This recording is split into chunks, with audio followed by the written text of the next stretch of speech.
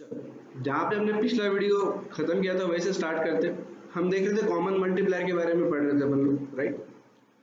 तो अगर कोई क्वेश्चन में एक से ज्यादा रेशियोज है और हमको कॉमन मल्टीप्लायर एज्यूम करना है जैसे कि एक्स वाई वगैरह, तो एक कॉमन मल्टीप्लायर एक से ज्यादा रेशियोज के लिए एज्यूम नहीं किया जा सकता। हर एक रेशियो के लिए कॉमन मल्टीप्लायर अलग अलग एज्यूम करना पड़ेगा। जैसे एक रेशियो के लिए एक्स किया तो दूसरे रेशियो के लिए वाई, तीसरे के लिए जेड, इस टाइप से, right.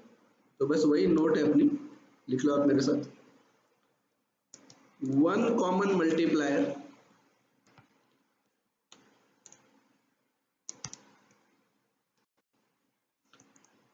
cannot be assumed for more than one ratio. इसका रीजन भी हमने देख लिया, राइट। ऊपर का जो क्वेश्चन सॉल्व कर रहे थे तभी मैं आपको एक्सप्लेन किया था कि अगर वैसे किया तो प्रॉब्लम क्या होता है, right. Then one ratio, so we have to assume x for one ratio, y for another, and so on। आ रहा है ध्यान में, बराबर। अभी हमको देखना है फोर्थ इंपॉर्टेंट हाईलाइट। ये बहुत जरूरी है, डायरेक्टली इसके ऊपर बेस्ट क्वेश्चन आपको मिलेंगे। इस हाईलाइट के पहले नाम लिख लेते हैं अपन, तो आपको ध्यान में आ जाएगा कि ये है किससे रिलेटेड, बराबर। Sum of angles in a polygon, right. एक क्वेश्चन लिख लेते हैं तो पता चलेगा इसका पर्पस क्या है। If all angles in a triangle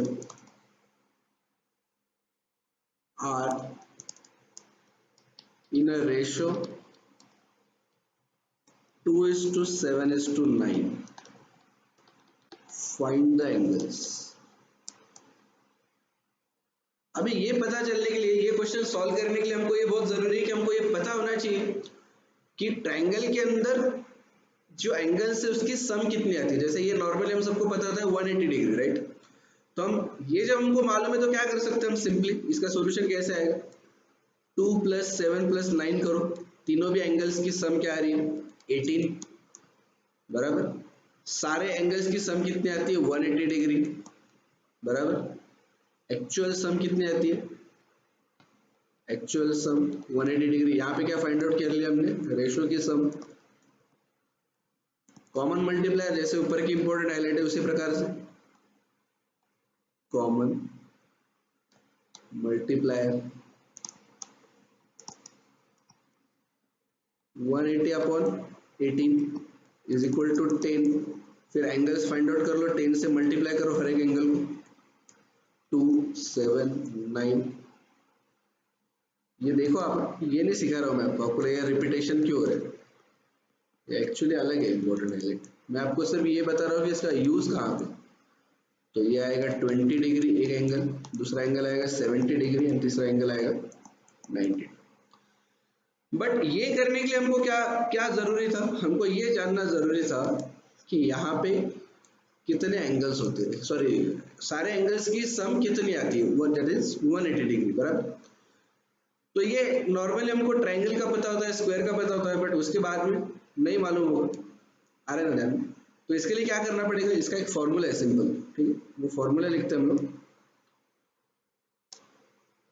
लिखो मेरे साथ। Sum of angles in a polygon is equal to 180 degree into bracket n minus 2। n क्या है, n total number of angles, total number of angles in the polygon. समझा क्या, उस polygon के अंदर कितने एंगल्स हैं। तो अभी ये ट्रायंगल के लिए यूज करके देखते हैं अपन, चलो। मान लो ये ट्रायंगल ट्रायंगल के अंदर कितने एंगल्स होते हैं? टोटल नंबर ऑफ एंगल्स, यानी कि n कितना है यहाँ पे? 3। तो फॉर्मूला यूज करो 180 डिग्री इंटू ब्रैकेट 3 माइनस 2, कितना आ गया ये? 180। क्या ये स्क्वायर में भी यूज होगा?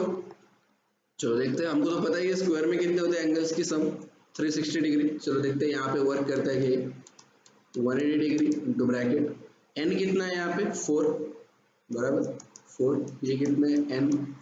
n मतलब क्या? ये क्या है? नीचे लिखता हूँ, ये है n यानी क्या? नंबर ऑफ एंगल्स, बराबर 4 ही होते हैं ना, जैसे स्क्वायर इस टाइप से आएगा। तो ये 1 2 3 4, बराबर। तो 4 माइनस 2 यानी कि 180 डिग्री इंटू 2 यानी कि 360 डिग्री, बराबर। तो ऐसा आप कोई भी पेंटागन, हेक्सागन, कहीं पे भी ये फॉर्मूला यूज करो, आपको ये आंसर आ जाए। तो कभी कभार ये प्रॉब्लम होगा ना, जैसे मान लो कुछ ऐसा कुछ वर्ड आ गया जो आपने कभी पढ़ा ही नहीं, जैसे मान लो आप में से किसी ने पेंटागन ये वर्ड पढ़ा ही नहीं, ऐसे टाइम पे क्या करें? बहुत सिंपल है बच्चों, आपको रेशो दिया जाएगा, जितने भी एंगल्स देंगे रेशो में, बस वही क्या आपके नंबर ऑफ एंगल्स। जैसे आपको किसी क्वेश्चन में मान लो आ गया एंगल्स का जो रेशो है वो है 2 डिग्री तो नहीं देंगे डायरेक्टली, ऐसा आएगा 2:50:70:90, इस टाइप से कुछ आ गया। या फिर आ गया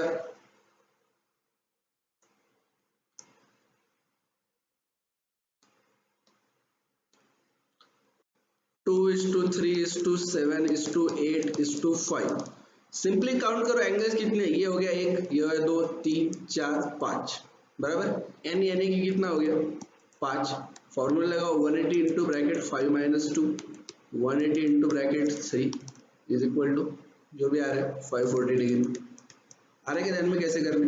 तो ये बहुत इंपॉर्टेंट है, बहुत इंपॉर्टेंट है, क्योंकि इसके ऊपर डायरेक्टली क्वेश्चन आ सकते हैं आपको, और ऐसे टाइम पे आपको ये पता करना जरूरी है कि टोटल सम कितनी है उसके एंगल्स की, क्योंकि वो देंगे नहीं क्वेश्चन में, वो एक्सपेक्ट करेंगे कि वो आपको मालूम है पहले से। ठीक है, ये हो गया। अब इसके बाद में अब बहुत जरूरी एक इंपॉर्टेंट प्रॉपर्टी जिसके ऊपर डायरेक्टली क्वेश्चंस आते हैं 5 नंबर, जिसका नाम है finding continuous ratio. Finding continuous ratio, question देख लेते हैं, फिर आपको ध्यान में आएगा कि ये करना कैसे। Question, ratio of A is to B is equal to 2:3 and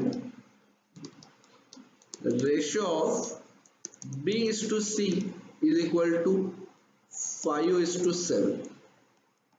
तो यहाँ पे दो टाइप के क्वेश्चंस आ सकते हैं आपको, find A is to C या फिर आ सकता है find A is to B is to C। तो प्लीज आप ये मत समझ लो यहाँ पे कि ये कितना आसान है। A is to C अगर है तो सिंपली यहाँ पे A is to B क्या बोल रहा है आपको? 2:3, और B is to C क्या है? 5:7। तो सिंपली यहाँ से A उठा लो 2:C उठा लो 7, इस टाइप से नहीं होता है ये, क्योंकि ये B को आप इक्विवेलेंट नहीं कर सकते। B यहाँ पे कितना है? 3 है, और यहाँ पे कितना है? 5 है। तो इसको इक्वेट कर सकते क्या डायरेक्टली? नहीं कर सकते। तो इसलिए ये गलत है, ये बिल्कुल गलत है। ऐसा कुछ कुछ लोगों के मन में आता है कि ये सिंपल कर दो ऐसा, क्या टेंशन, बट ऐसा नहीं होगा। आप भी ये मेरे साथ लिख लो, ऐसा लिख के कट कर दो, क्योंकि ऐसा नहीं होगा ये। कभी कभार एग्जाम में प्रेशर के अंदर टाइम कम है, फटाफट कर लो, ऐसा हो सकता है, तो इसलिए ऐसा करना नहीं है। अभी क्या करेंगे अपन इसको देखो, सबसे पहले लिखेंगे हम A is to B का ratio, A is to B is equal to क्या है? 2:3। ये मैं आपको समझा ही रहा हूँ क्वेश्चन के थ्रू, इसका कोई फॉर्मूला या इसकी कोई ये नोट वगैरह नहीं, डायरेक्टली क्वेश्चन के थ्रू ही समझाऊंगा। और B is to C ये क्या है? 5:7। तो यहाँ पे क्या जरूरी है बच्चों, ये जो B है इसको हमको इक्वल करना है, तभी क्या कर सकते हैं हम इसको, ये रेशो को कंटिन्यूअस इसमें बना सकते हैं। अब इसके लिए दो ऑप्शन है आपके पास, दो ऑप्शन है। एक तो क्या करो आप, इसको मल्टीप्लाई करो, क्या आ जाएगा 10, इसको मल्टीप्लाई करो, क्या आ जाएगा 15, और इसको मल्टीप्लाई करो, क्या आ जाएगा 21।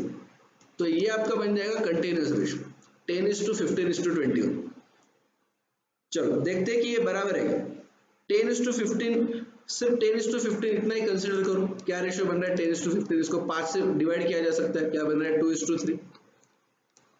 सिर्फ 15:21 का रेशियो लो, क्या बन रहा है, इसको किससे डिवाइड कर सकते हैं अपन, 5 15 और 21 को कॉमनली सिर्फ 3 से मल्टीप्लाई कर सकते हैं, तो ये आ रहा है 3 5 15, 3 7 21, 5:7। क्या हमको यही रेशियो दिए थे बराबर 2:3 और 5:7, बट यहाँ पे क्या हो गया, अभी 15 कॉमन आ गया 10:15 में भी और 15:21 में भी, इसलिए ये बन गया हमारा कॉमन रेशियो। अभी हम यहाँ पे कोई भी आंसर कर सकते हैं, A:B:C अगर पूछे हमको तो इसका आंसर आ जाएगा 10:15:21। A:C अगर पूछा है तो इसका आंसर आ जाएगा 10:21। बट ये हो क्यों रहा है, क्योंकि B अभी कॉमन हो गया। A:B के रेशियो में भी B 15 है और B:C के रेशियो में भी B क्या है 15, इसके लिए ये पॉसिबल। बराबर, ध्यान में आ रहा है आपको। पहले क्या करना है 2 × 5 बराबर ये वाला 2 × 5, फिर क्या करेंगे हम लोग, ये एक बार हो गया ये वाला, ये फिर 3 × 5 और उसके बाद में 3 × 7। सर क्या इसके लिए कोई और आसान तरीका नहीं है क्या, बस ये हमको याद रखना पड़ेगा, क्योंकि ये थोड़ा सा कंफ्यूजिंग है, किसको किससे मल्टीप्लाई करना है, कहाँ लिखना है। बराबर, चलो और एक चीज बता दो, बहुत सिंपल है।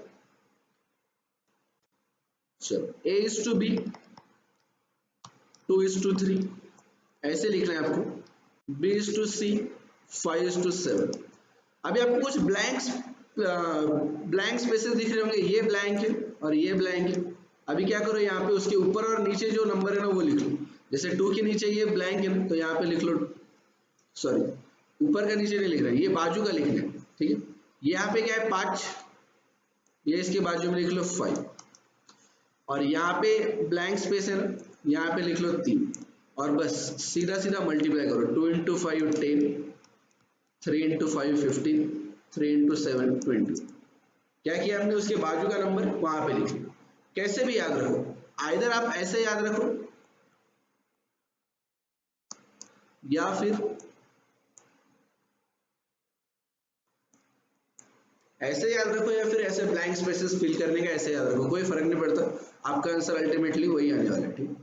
और एक देखना है ऐसा एग्जाम्पल, थोड़ा सा कंफ्यूजिंग लग रहा है नहीं, और एक देखते, मुझे पता है अब थोड़े से परेशान हो रहे होंगे।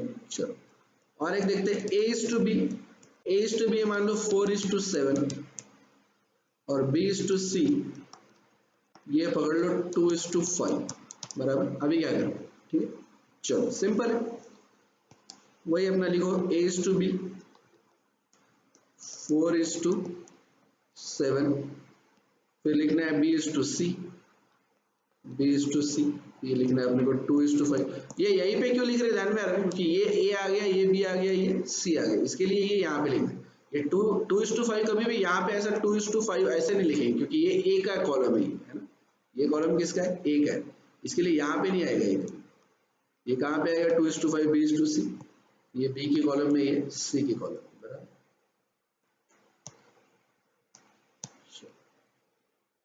अभी क्या करना है, एक तो अभी ऐसे करो 4:2 कितना आ रहा है 8, फिर करो 7:2 कितना आ गया 14, इसके बाद में करो 7:5 ये कितना आ गया 35। एक तो ऐसा करो, या फिर ब्लैंक स्पेसेस फिल आउट कर लो।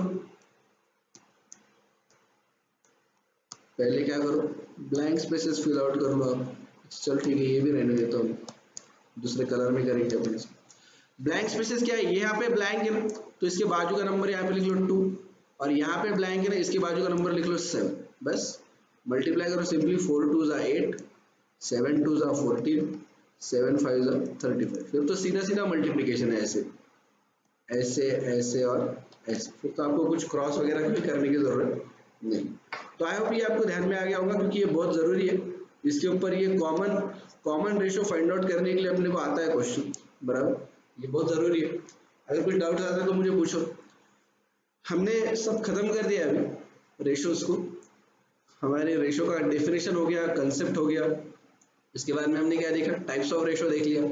इसके बाद में हमने देख लिया प्रॉपर्टीज ऑफ रेशो, और उसके बाद में हमने क्या देख लिया, इंपॉर्टेंट हाइलाइट्स। इंपॉर्टेंट हाइलाइट्स के हमारे 2 वीडियोस बने, ये दूसरा वीडियो बराबर। अभी इसी के साथ साथ हमने रेशो पूरा कर दिया है। अभी क्या बचे सिर्फ प्रॉब्लम्स। तो एक चीज क्या है, हम लोग प्रॉब्लम्स ऑलरेडी एक्सरसाइज के साथ साथ ले ही रहे बराबर। आपको हर एक एक्सरसाइज के साथ में, एक्सरसाइज नहीं, हर एक वीडियो के साथ में अपन क्विज डालते हैं, तो वो क्विज आप सॉल्व कर ही रहे हो। तो वहां से आपने बहुत सारे प्रॉब्लम सॉल्व किए ही ऑलरेडी। बट एक बार क्या करेंगे हम लोग, आईसीआई ने जो मॉड्यूल दिया है उसके अंदर की एक्सरसाइज प्रॉपरली सॉल्व करेंगे आप लोग, क्योंकि वो एक बार आपके लिए रहेगा रेफरेंस बोल के, आगे चल के काम में आएगा वो, है ना। तो एक ही जगह अपने को अभी पूरा पूरा सॉल्व करना। तो ये एक बार इंपॉर्टेंट हाइलाइट्स अगर आपको ध्यान में आ गई, तो इसके बाद में क्या करना है, अपने को एक्सरसाइज सॉल्व करना है, ठीक है। तो पहली जो एक्सरसाइज है इसके ऊपर की आईसीआई के मॉड्यूल में से, वो आप सॉल्व करोगे और एक जगह फिर सारे के सारे क्वेश्चंस आप सॉल्व कर दोगे उसके अंदर भी। तो इसका क्या फायदा होगा आपको, कि आपको बाद में जैसे एग्जाम के पहले आपको कुछ रेफर करना है तो एक जगह सब कुछ मिल जाएगा एक ही जगह, ठीक है। चलो बाय बाय। आई होप ये चैप्टर आपको ध्यान में आ गया होगा रेशो का, क्योंकि इसका आगे भी यूज है प्रोपोर्शन में वगैरह, ठीक है। तो कुछ भी डाउट्स आता है तो प्लीज कमेंट सेक्शन में डालो, या फिर मुझे व्हाट्सएप ग्रुप पे डालो, या पर्सनली मैसेज करो। हम हर एक डाउट सॉल्व करने की कोशिश करेंगे, ठीक है। चलो बाय बाय।